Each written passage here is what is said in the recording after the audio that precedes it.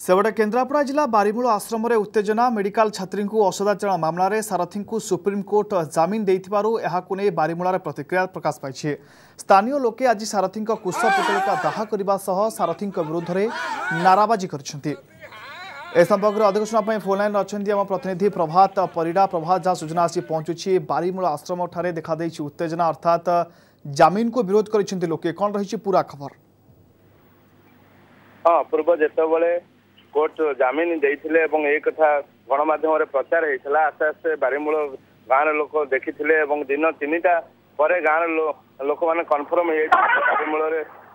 स्थानीय बासिंदा मैंने कन्फर्म होते सारथी बाबा को मेल मिली कोर्ट बेल देती अन्य जो केस अच्छी बेल पाइबा पर से आसवे से प्रतिक्रिया करते प्रतिक्रिया कर आसी मंदिर सामना को आसते तार जो आश्रम अच्छी बारीमूल आश्रम से सामना को आसते कुशपुतलिका दाह करते रिएक्शन करते से नाराबाजी करुले जे भंड भाव विभिन्न लोक ठकी स्थानीय लोक हैरान कर बाहर लोक आसते महिला मान असदाचरण कर